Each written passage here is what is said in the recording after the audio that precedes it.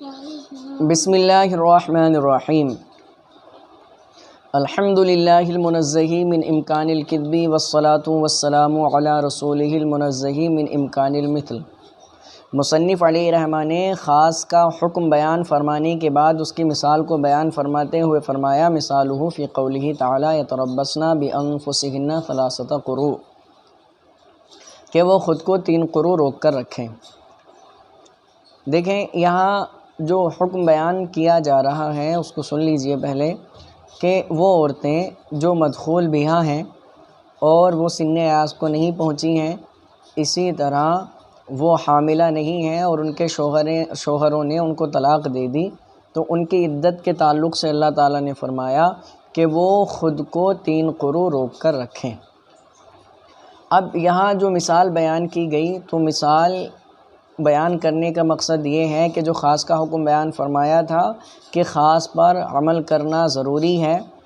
اور اگر اس کے مقابلے میں خبر واحد یا قیاس آ جائیں تو خبر واحد اور قیاس کو چھوڑ دیا، خبر واحد اور قیاس آ جائیں اور دونوں پر اس طرح عمل کرنا ممکن ہو کہ خاص کے حکم میں کوئی تغیر و تبدل نہ ہو تو دونوں پر عمل کیا جائے گا، اور اگر خاص کا حکم بدل رہا ہے تو پھر خبر واحد اور قیاس کو چھوڑ دیا جائے گا اور کتاب اللہ کے خاص پر عمل کیا جائے گا۔ اس کی مثال میں مصنف علیہ رحمہ نے آیت کریمہ پیش کی، ذکر کی اور کہا کہ اللہ تعالیٰ نے فرمایا کہ وہ خود کو 3 قروء روکے رکھیں۔ اب یہاں پر لفظ قروء میں اختلاف ہوا، یہ مشترک ہے حیض اور طہور کے مابین، کہ اس کا ایک معنی حیض آتا ہے اور ایک معنی طہور آتا ہے۔ امام شافعی علیہ رحمہ نے اس سے طہور مراد لیا ہے اور امام اعظم علیہ رحمہ نے اس سے حیض مراد لیا ہے۔ تو امام شافعی علیہ رحمہ کا دعویٰ یہ ہے کہ یہاں قروء سے مراد طہور ہے،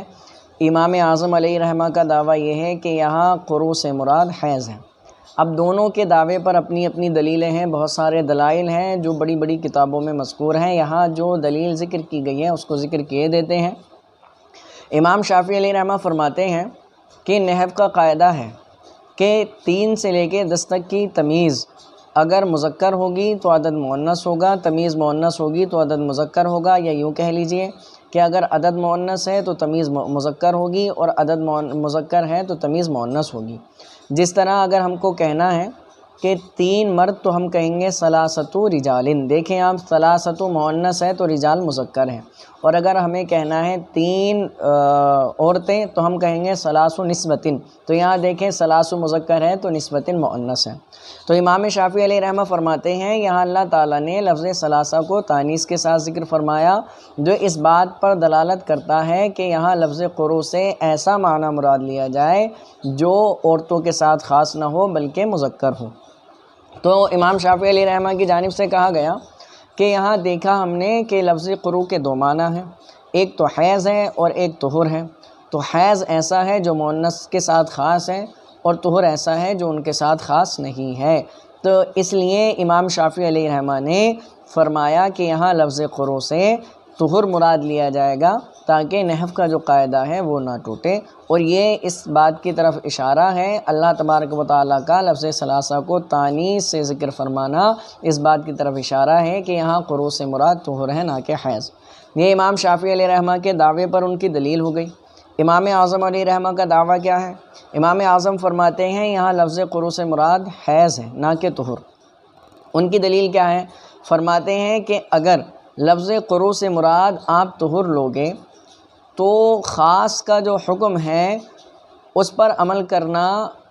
ممکن نہیں ہوگا، خاص کا جو حکم ہے اس پر عمل کرنا ممکن نہیں ہوگا، اور یہ ہم نے بتا دیا ہے پہلے ہی کہ اگر خاص کے حکم کے مقابلے میں خبر واحد یا قیاس آ جائے اور ان کے ذریعے خاص کے حکم میں تغیر و تبدل ہو رہا ہو تو خبر واحد اور قیاس کو چھوڑ دیا جائے گا۔ تو امام اعظم علیہ رحمہ فرماتے ہیں یہاں قروء سے مراد حیض ہے۔ کیسے؟ ان کی دلیل کا تتمہ سنیں۔ فرماتے ہیں کہ طلاق جو مشروع ہے شریعت میں، جو طلاق مشروع ہوئی ہے وہ حالت طہور میں ہوئی ہے۔ حالت طہور یعنی پاکی کی حالت میں عورت کو طلاق دی جائے، ایسی پاکی کی حالت کہ جس میں وطی نہ کی ہو۔ تو فرماتے ہیں کہ پاکی کی حالت میں طلاق دینا مشروع ہے، اگرچہ کوئی حیض کی حالت میں طلاق دے گا تب بھی طلاق واقع ہو جائے گی، لیکن مشروع جو ہے طلاق سنت جو ہے وہ حالت طہر میں ہے کہ حالت طہر میں طلاق دی جائے۔ تو مان لیجئے زید نے اپنی بیوی کو حالت طہر میں طلاق دی، تو اب آپ کے یہاں عدت بھی طہر ہے، تو جس طہر میں طلاق دی گئی ہے اس طہر کو آپ شمار کرو گے یا شمار نہیں کرو گے؟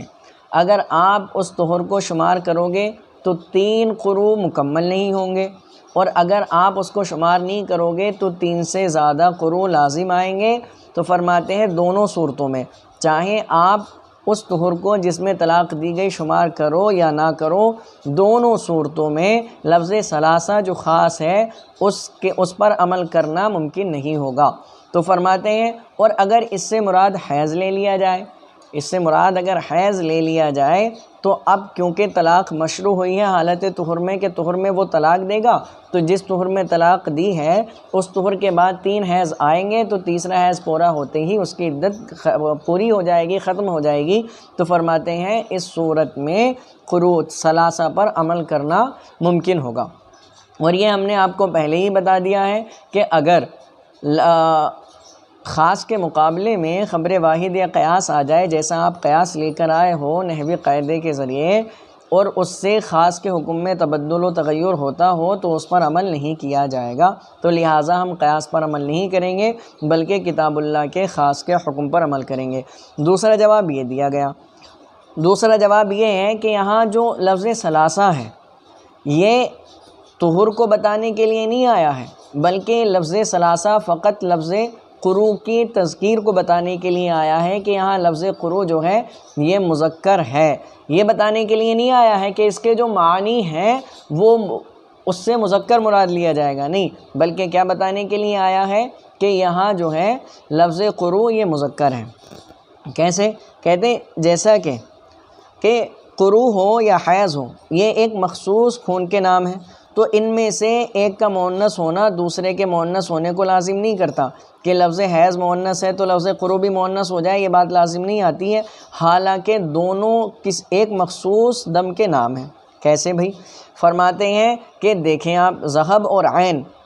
یہ بھی ایک شے کے نام ہیں، یعنی ذہب معنی بھی سونا آتا ہے اور عین معنی بھی سونا آتا ہے، ایک ہی چیز کے نام ہے، اور ان میں ایک مذکر ہے اور دوسرا مؤنث ہے، کہ لفظ ذہب جو ہے وہ کیا ہے؟ مذکر ہے، اور لفظ عین یہ کیا ہے؟ مؤنث ہے۔ تو کہتے ہیں اگر یہ مان لیا جائے کہ ان دونوں کا معنی ایک ہے تو معنی ایک ہونے کی وجہ سے یہ بھی کیا مؤنث ہو جائے، تو ایسا نہیں ہے، بلکہ یہاں پر کیا ہے؟ علامت تذکیر جو آئی ہے وہ لفظ قروء کو بتانے کے لیے آئی ہے، نہ کہ اس کے مراد کو بتانے کے لیے کہ یہاں پر مراد جو ہے وہ کیا ہے؟ طہر ہے۔ یہ اجمال ہوا۔ اب ترجمہ دیکھ لیجئے۔ مثالہ فی قولہ تعالی، اس کی مثال اللہ تعالیٰ کے قول میں یتربصن بانفسہن ثلاثۃ قروء کہ وہ خود کو 3 قروء روکے رکھیں۔ فإن لفظۃ الثلاثۃ خاص فی تعریف عدد معلوم، فرماتے ہیں کہ لفظ ثلاثہ خاص ہے عدد معلوم کی تعریف میں، فیجب العمل بہ تو اس پر عمل کرنا واجب ہے۔ آگے فرماتے ہیں ولو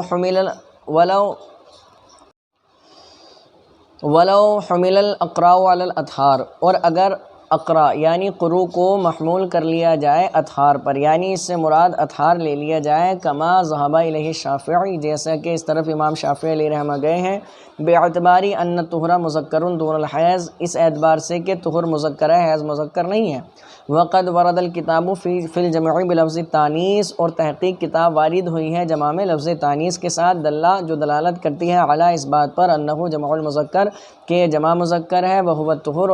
اور وہ کیا ہے؟ وہ طہر ہے۔ تو فرماتے ہیں اگر اس کو اطہار پر محمول کر لیا جائے تو کیا خرابی لازم آئے گی؟ لزمہ ترک العمل بہذا الخاص، تو اس خاص پر عمل کا ترک کرنا لازم آئے گا۔ کیسے لازم آئے گا؟ لأن من حملہ علی الطہر لا یوجب ثلاثۃ اطہار، کہتے ہیں اس لیے کہ جس نے اس کو طہر پر محمول کیا وہ 3 اطہار ثابت نہیں کر پائے گا، بل طہرین و بعض الثالث، بلکہ 2 طہر اور تیسرے کا بعض، اور تیسرا کون سا؟ وہو الذی وقع فیہ طلاق، اور وہ ہے جس میں طلاق واقع ہوئی ہو۔ آگے فرماتے ہیں فیخرج علی ھذا حکم الرجعۃ فی الحیضۃ الثالثۃ وزوالہ، فرماتے ہیں تو اسی بنیاد پر، یعنی امام شافعی علیہ رحمہ کے یہاں کیا ہے، اس سے مراد طہور ہے اور ہمارے یہاں قروء سے مراد حیض ہے، تو اسی بات پر رجعت کا حکم ثابت ہوگا اور اسی طرح رجعت کا زوال ثابت ہوگا تیسرے والے حیض میں۔ یعنی تیسرے والے حیض میں ہمارے یہاں رجعت کر سکتا ہے، امام شافعی علیہ رحمہ کے یہاں رجعت نہیں کر سکتا، اس لیے کہ تیسرے والے حیض میں ہمارے یہاں من وجہن وہ اس کے نکاح میں ہے اور اس لیے رجعت کر سکتا ہے، اور امام شافعی علیہ رحمہ کے یہاں تیسرے حیض میں وہ نکاح سے نکل گئی، اس لیے رجعت نہیں کر سکتا۔ آگے فرماتے ہیں وَتَصْحِيحُ نِكَاحِ الْغَيْرِ وَإِبْطَالُهُ، اسی طرح اس عورت کا جس کو طلاق دی گئی تیسرے والے حیض میں نکاح کا، دوسرے سے نکاح کرنا صحیح ہونا اور نکاح کرنا باطل ہونا، اس کے بھی تخریج ہوئی۔ کس طرح سے کہ ہمارے یہاں چونکہ تیسرے حیض میں وہ من کل الوجوہ نکاح سے نہیں نکلی ہے، تو ہمارے یہاں اگر عورت تیسرے والے حیض میں کسی دوسرے سے نکاح کرے گی تو صحیح نہیں ہوگا، باطل ہو جائے گا، اور امام شافعی علیہ رحمہ کے یہاں چونکہ تیسرے والے حیض میں وہ نکاح سے نکل گئی ہے تو ان کے یہاں نکاح کرنا صحیح ہو جائے گا۔ آگے فرماتے ہیں وحکم الحبس والاطلاق، اسی طرح عورت کو روک کے رکھنے کا حکم اور اس کو آزاد کر دینے کا حکم۔ اب ہمارے یہاں تیسرے والے حیض میں اس کو روک کے رکھا جائے گا کیونکہ ابھی وہ نکاح میں ہے من وجہن، اور امام شافعی علیہ رحمہ کے یہاں اس کو آزاد کر دیا جائے گا۔ اسی طرح والمسکن والانفاق، اسی طرح اس کو سکنا اور نفقہ دینا، ہمارے یہاں چونکہ تیسرے والے حیض میں وہ نکاح میں ہے اس لیے اس کو سکنا بھی دیا جائے گا اور خرچہ بھی دیا جائے گا، اور امام شافعی علیہ رحمہ کے یہاں نہ سکنا ہوگا اور نہ ہی خرچہ ہوگا۔ والخلع والطلاق، اور اسی طرح خلا اور طلاق ہے کہ ہمارے ہاں تیسرے والے حیض میں اگر عورت چاہے تو خلا لے سکتی ہے کیونکہ وہ من وجہن نکاح میں ہے، اور اور اسی طرح شوہر اس کو طلاق بھی دے سکتا ہے، اور امام شافعی علیہ رحمہ کے یہاں نہ تو خلا ہوگا اور نہ ہی طلاق، اس لیے کہ وہ نکاح سے نکل گئی، اور جب نکاح سے نکل گئی تو نکاح جو اس کے نکاح ہی میں نہیں تو نہ خلا ہوگا اور نہ ہی طلاق۔ اسی طرح فرماتے ہیں وَتَزَوَّجُ الزَّوْجِ بِأُخْتِهَا وَأَرْبَعٍ سِوَاهَا، اسی طرح شوہر کا اس کی بہن سے نکاح کرنا اور اس کے علاوہ 4 سے نکاح کرنا ہمارے یہاں صحیح نہیں ہوگا، اور امام شافعی علیہ رحمہ کے یہاں صحیح ہوگا تیسرے والے حیض میں۔ وجہ وہی ہے کہ ہمارے یہاں وہ ابھی نکاح میں ہے من وجہن، اور امام شافعی علیہ رحمہ کے یہاں نکاح میں نہیں ہے۔ آگے فرماتے ہیں وَأَحْكَامُ الْمِيرَاثِ مَعَ كَثْرَةِ تَعْدَادِهَا، اور اسی طرح احکام میراث کا کہتے ہیں تخریج ہوگی ان کی تعداد کی کثرت کے باوجود۔ کیا مطلب کہ تیسرے والے حیض میں عورت تھی اور شوہر کا انتقال ہو گیا تو وہ وارث بنے گی، اور امام شافعی علیہ رحمہ کے یہاں وارث نہیں ہوگی۔